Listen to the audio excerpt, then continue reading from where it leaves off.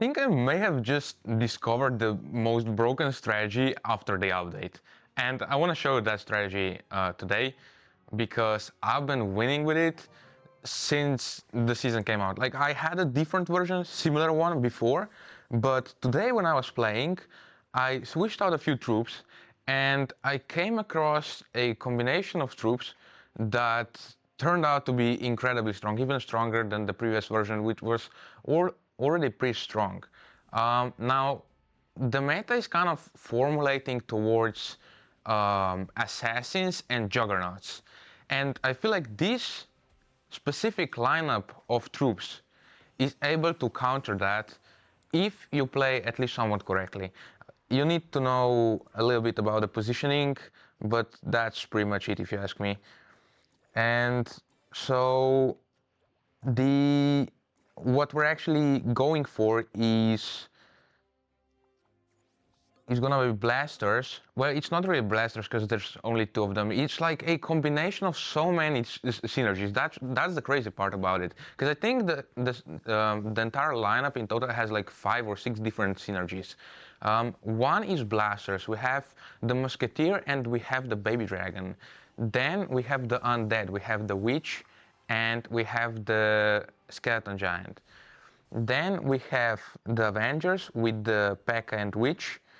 And then on top of that, we also have Aces with P.E.K.K.A. and Mega Knight, and we have Brawler with Mega Knight and Skeleton King. There is so many synergies in this strategy, and it's actually quite broken. So I'm excited to show you this. And I really doubt I'm gonna lose. Like, even if I play against Juggernauts, as of right now, I haven't had any issues beating that strategy. And I've seen people like, for example, Retake, or what's his name? Like, he's kind of the biggest creator within Merge Tactics. He was complaining on stream that Juggernauts are too broken, and I think that this is actually like a nice strategy to counter that. And there is another really nice thing about this strategy, and that is the fact that it's a really adaptable strategy, because you still have so many combinations that you can do outside of this main strategy that I told you about.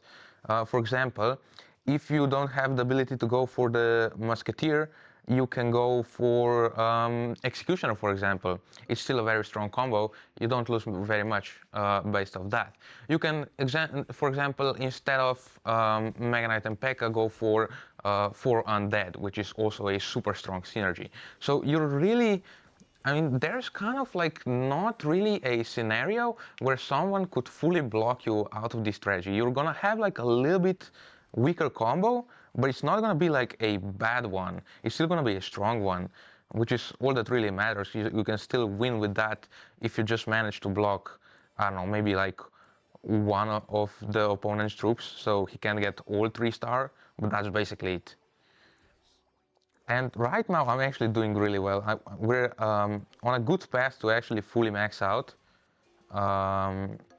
Just need a few more troops, and one guy is already out. One guy is still at 10, and that is this guy who is playing Juggernauts with mages. That's an interesting one. I haven't seen that yet. So let's see how this turns out.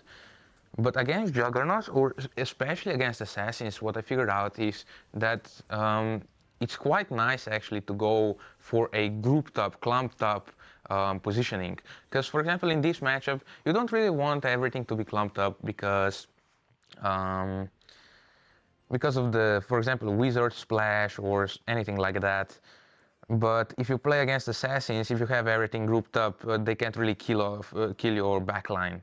So your entire backline can stay alive if you block them with front troops right in front of them. And for example, if they just have juggernauts, for example, you then have like Golden Knight, which is not Juggernaut, but it's always in the Juggernaut synergy. You have Goblin Machine, Skeleton King, Knight, and Valkyrie. And when you clump up everything, those troops are all frontliners.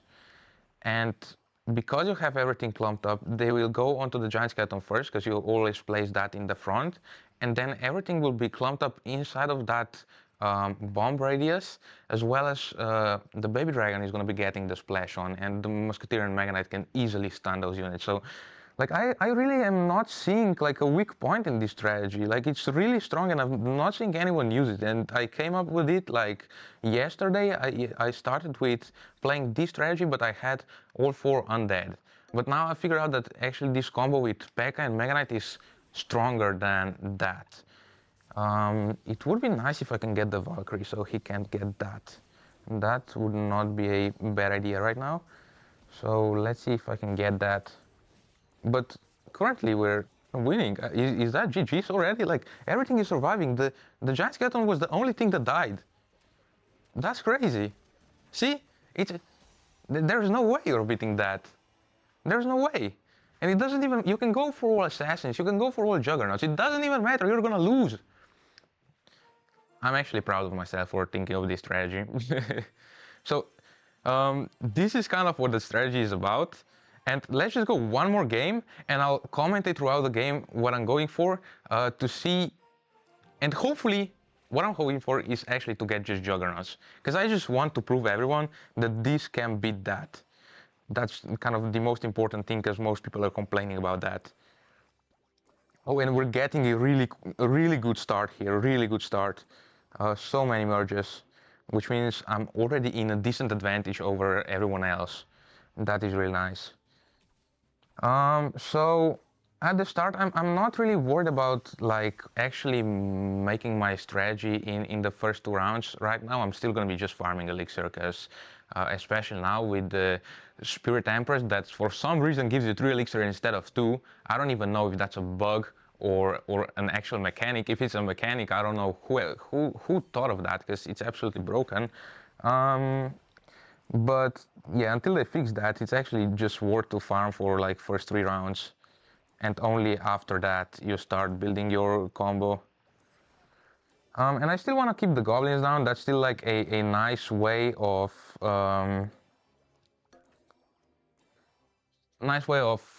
getting some more elixir with the goblin synergy. But now I can actually focus on getting the troops that I need. Baby Dragon is really important. Baby Dragon is kind of our carry, so we do need that. We're gonna get a nice 3-star Dart Goblin upgrade. That's gonna give us a bonus 6 elixir for the 3-star merge. And we are actually in a really good position. Alright, let's go for this, sell that, I don't need that. I think I can actually build the entire strategy in this round. That, and then a musketeer would be nice as well. I wouldn't mind that. Oh, 3-star on the giant skeleton. That is good. Oh, he's playing the musketeer. See, in this case, for example, he's going for the musketeer. I know I'm not gonna be able to go for the musketeer unless he's taken out. So if I don't have any other option, I can easily just go for executioner, and I'm not really losing out on anything. Please the bomb kill everything. Thank you very much. I was a little bit worried there. But let's see what everyone else is playing. Seems like, as of right now, I still have most of the things that I need open.